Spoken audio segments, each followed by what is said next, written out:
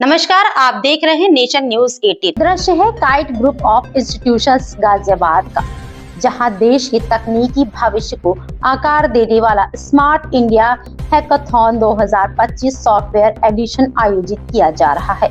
शिक्षा मंत्रालय भारत सरकार की यह पहल छात्रों को राष्ट्रीय स्तर की चुनौतियों का सामना करने और उनका डिजिटल समाधान प्रस्तुत करने के लिए मंच प्रदान करती है। काइट संस्थान को इसका मेजबान बनकर देश भर के युवा इनोवेटर्स को एक साथ लाने का गौरव मिला है। इस 36 घंटे की कोडिंग प्रतियोगिता में देश के कोने कोने से आई 26 उच्च कुशल छात्र टीमें उत्साह के साथ भाग ले रही हैं।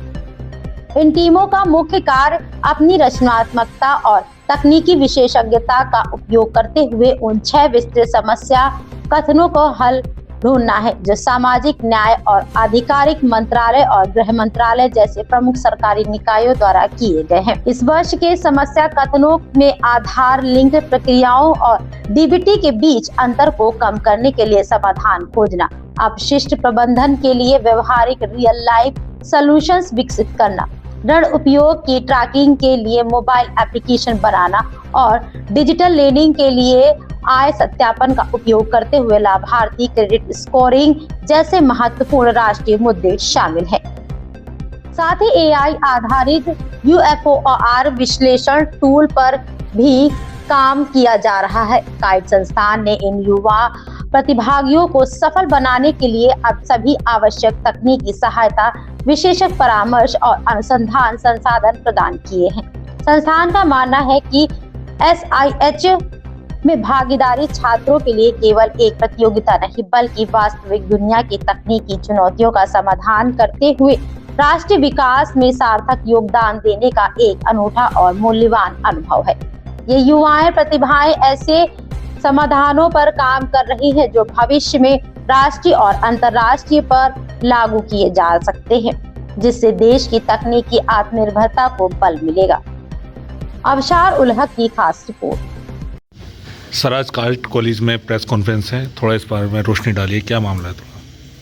ये press conference smart India hackathon जो नेशनल इवेंट है उसका काइट संस्थान में, काइट यूनिवर्सिटी में उसको होस्ट करने का सॉफ्टवेयर एडिशन का हमें मौका दिया गया है मिनिस्ट्री ऑफ एजुकेशन के द्वारा।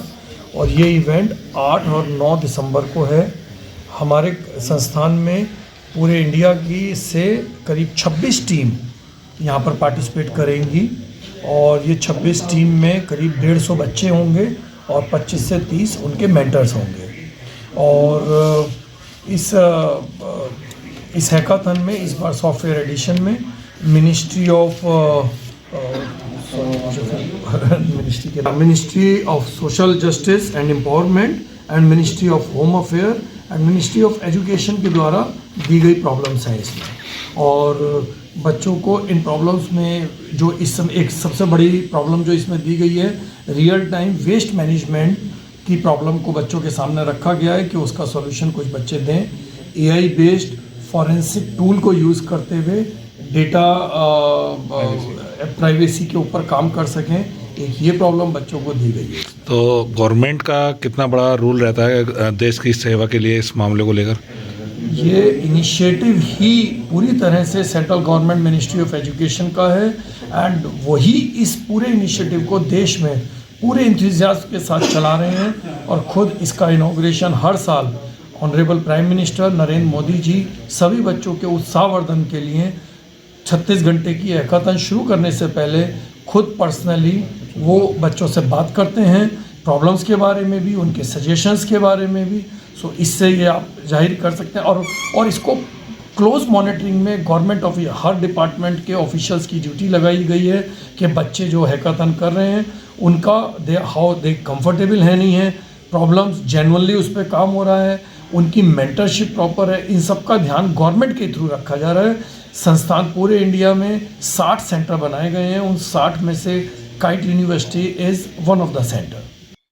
इस खबर में बस इतना ही। आप बने रहे नेशन न्यूज 18 के साथ। खबर आपको पसंद आई हो तो चैनल को लाइक, शेयर, सब्सक्राइब करना बिल्कुल ना भूलें।